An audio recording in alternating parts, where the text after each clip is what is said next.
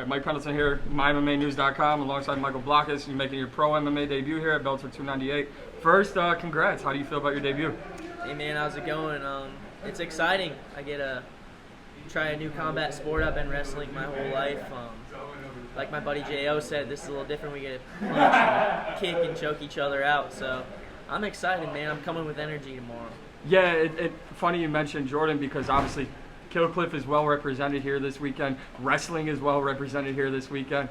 When you have, like, not only the team, but someone like Jordan from the same pedigree, where you guys have done all the wrestling matches, you've done all the meets, you've done everything, but now you're both coming into something. How much easier is it to have your teammates alongside with you?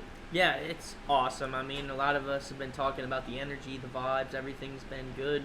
Because you have all these guys here and we're all doing the same thing. We're all going into a cage with another man and throwing down, and it's awesome. You get training partners, all the coaches come out, and it feels like home away from home, you know? It's been good. What about making your debut at Bellator? Because obviously there's so many fighters who have started off in smaller promotions and they've had to fight their way to a Bellator contract.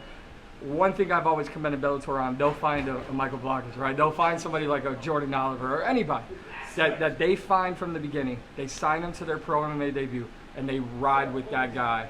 As long as the success goes, they go. So what's it like making your debut at Bellator? I mean, it's awesome, and speaking of J.O., we get to go back-to-back on the card, which is cool. We're both making our debuts. I'm super grateful for Bellator even letting me in. I'm a guy with 0-0, no fighting experience. But you know what? I've been fighting on a mat my whole entire life, or whether it's just in a practice room and stuff like that, or I carry a mentality that a lot of fighters probably don't have in the wrestling mentality side of things, and that's really where we get the upper hand on them a lot of times. Is just our work ethic and everything about a wrestler is just hard-nosed, gritty stuff, and I mean, that's what we're excited for, and going back-to-back with my boys is going to be exciting. That's super exciting, like you said, to go back-to-back with Jordan Oliver. You just mentioned the wrestling mentality, though. Not specifically talking about wrestling, but talking about what wrestling has done for you as a man, as an athlete, as a competitor. What's different for you coming into your pro MMA debut, having that knowledge, having that experience? Like, how has wrestling molded you to be ready for tomorrow? You talk about, like, a lot of us have this dog in us, right? And wrestling has done the amazing job in bringing that dog out of you. And not only that, is becoming a better man, you know? Like, the work ethic, everything, it all goes into play. Wrestling teaches you nutrition, everything you need as an MMA fighter, but also like that mentality side of things. You have a grind match in a practice room, maybe it goes an hour long. Like, these fights, the longest they get up to is 25 minutes, right? But we're going until the guy gives up, pretty much. You don't see that a lot sparring and stuff where they're going to go for an hour straight sparring, hitting each other. It's not safe. But wrestling, like, just wearing on a guy and just exhausting them, not a lot of people get that feeling during training, and the rest of the community is huge. I got a strong backing coming into this fight, and yeah, if I was this kid, I'd be nervous because it's not just me in that cage; it's everyone that supports me, and I got their backs and they got mine. Well, let's talk about the fight. Obviously, you just said he should be nervous, and obviously, very much so. You're a very talented wrestler, but that's not what we're here for, right? We're here for a mixed martial arts fight. How excited are you to put all of your tools on craft and display them? Super pumped, man. I mean, it's been a long summer of just training and trying to find the mixed martial artist in myself. I've just been wrestling my entire life. Striking, it's been different until I've got to Killcliff, right? They're all professionals. They're all top guys in the world. And getting to train with that type of caliber of athletes where we can kind of share our skills with each other, whether they're a very good stand-up guy, jiu-jitsu, I can share my wrestling, and we kind of just all pick each other's brains, and it's a room full of killers, and I'm excited, man, to showcase these skills that we've put a long summer, and just the training's been awesome, so it'll be a good time. I know this is the first time we meet, so I don't want you to be like, this guy's asking a stupid question, but I am going to ask a stupid question. Obviously, you want to come in, you want to get the W. Some people want to get in and get out.